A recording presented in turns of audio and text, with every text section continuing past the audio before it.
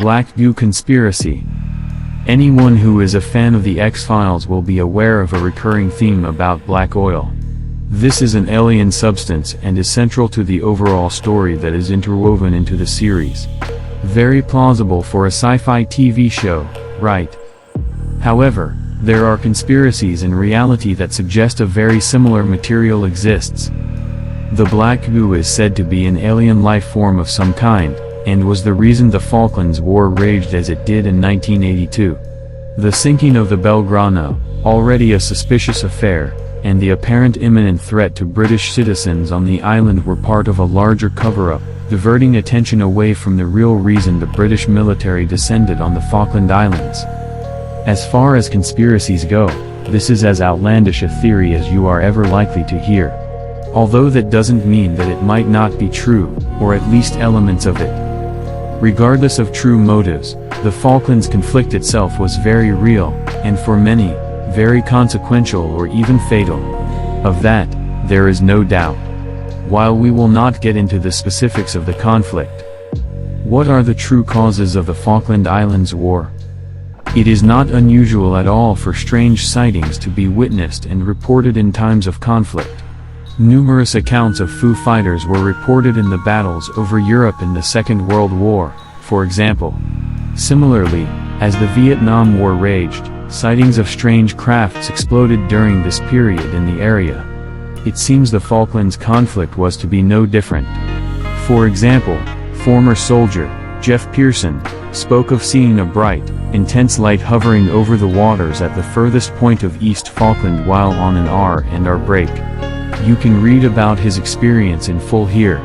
Another soldier spoke 24 years after the incident in 2006, about an oval spacecraft with lights that zipped across the sky at great speed. You can read his account in full here. Of course, some believe the reason the UFO sightings were happening was the real reason the British military had been dispatched to the area in the first place. As outlandish as the claims are, the war was a distraction for them to obtain the mystery Black Goo and bring it back to mainland Britain. According to the conspiracy, this Black Goo substance made its way to the United Kingdom courtesy of Royal Navy ships. Deep in a hidden-away lab, secret experiments and testing of the substance would take place. In short, things went wrong. The Black Goo apparently found itself in the water supply and is now permeating every aspect of our lives. In the words of Miles Johnston, it is in a state of learning. The theory arguably seeped into the mainstream during the Channel 4 documentary by Dan Schreiber, The Great UFO Conspiracy of 2014. It was a tongue-in-cheek look at the general UFO community and their theories, but not something that mocked those who researched such things. Schreiber spoke on several occasions with Johnston, including in front of the MI6 building when he broke the news to him about the aforementioned Black Goo. Super soldiers and top-secret projects.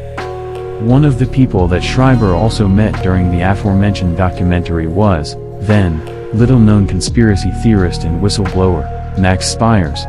The two spoke under a bridge in a typical London location. Spires claimed he was a secret super soldier who had begun to recover his memories and had turned whistleblower against the elite who oversaw such programs as MK Ultra and Project Mannequin, both of which he claimed he had direct links to.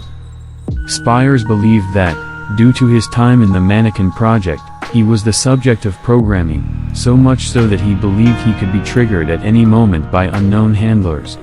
Indeed, many people who associated with Spires would later claim to have noticed strange, mysterious people appearing to shadow him. In the months before his unfortunate death, he would speak of being subjected to astral attacks from those who didn't wish him to convey the information he was slowly unlocking in his honeycombed mind.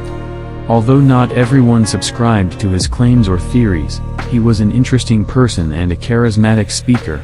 Around 2 years after filming took place, Spires would mysteriously die while in Poland.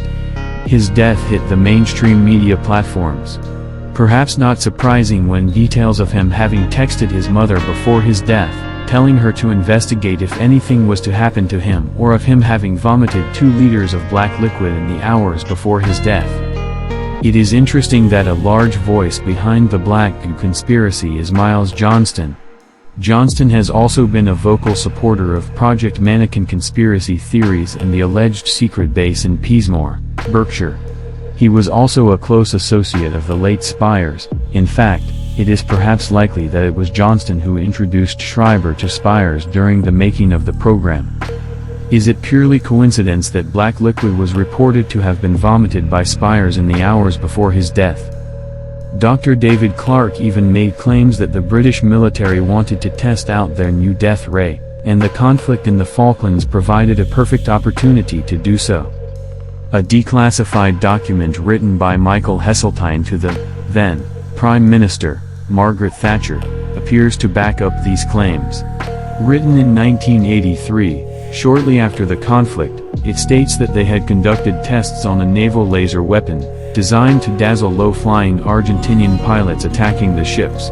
He continues, this weapon was not used in action, and knowledge of it has been kept to a very restricted circle.